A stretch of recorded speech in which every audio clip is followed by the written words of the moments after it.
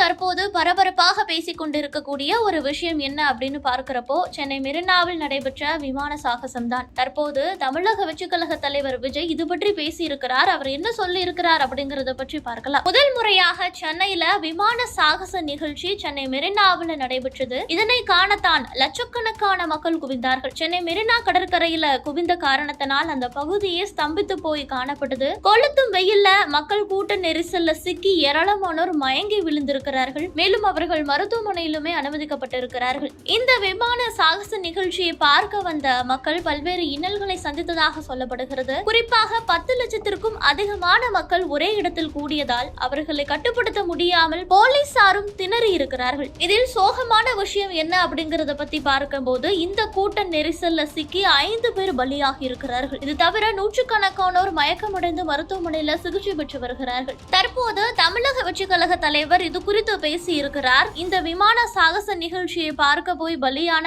5 பேரின் குடும்பத்திற்கு அவர் ஆறுதல் தெரிவித்திருக்கிறார். மேலும் சென்னையில இந்திய விமானப்படை சார்பா மெரினா கடற்கரையில நடைபெற்ற சாகச நிகழ்ச்சியின் போது 5 பேர் உயிரிழந்த நிகழ்வு வேதனை அளிக்கிறது என தெரிவித்திருக்கிறார். அவர்களுடைய குடும்பத்திற்கு அவருடைய ஆழ்ந்த அனுதாபங்களை தெரிவித்திருக்கிறார். இந்த நிகழ்ச்சியின் போது அடிப்படை வசதிகள், போக்குவரத்து வசதிகள் மற்றும் பாதுகாப்பு உள்ளிட்டவை மீது அரசு போதுமான கவனம் செலுத்தவில்லை என நிகழ்ச்சியில் கலந்து கொண்ட பொதுமக்கள் தங்கள் வேதனையை வெளிப்படுத்திய செய்திகள் ஊடகங்களில் வந்திருக்கிறது. இப்படி மக்கள் அதிக அளவுல கூடுகிற இடங்கள்ல அடிப்படை மற்றும் அத்தியாவசிய தேவைக்கான வசதிகளையும் பாதுகாப்பையும் திறம்பட செயல்படுத்துவதில் இனி வரும் காலங்கள்ல கவனம் செலுத்த வேண்டும் என தமிழக அரசை கேட்டுக்கொள்கிறேன் என அவர் தன்னுடைய எக்ஸ் வலைதள பதிவுல குறிப்பிட்டிருக்கிறார். தற்போது தமிழக வெற்றிக் கழக தலைவர் விஜய் இது குறித்து பேசி இருப்பது கவனம் பெற்று வருகிறது. அதாவது இந்த நிகழ்ச்சியின் போது அடிப்படை வசதிகள், போக்குவரத்து வசதிகள் மற்றும் பாதுகாப்பு உள்ளிட்டவை மீது அரசு போதுமான கவனம் செலுத்தவில்லை என விஜய் கூறுகிறாரா என்ற ஒரு கேள்வியும் எழுந்திருக்கிறது. மேலும் விமான சாகச நிகழ்வுல இறந்தவர்களின் குடும்பங்களுக்கு 5 லட்சம் ரூபாய் நிதியுதவி வழங்கப்படும் என முதலமைச்சர் மு.க. ஸ்டாலினும் தற்போது அறிவித்திருக்கிறார்.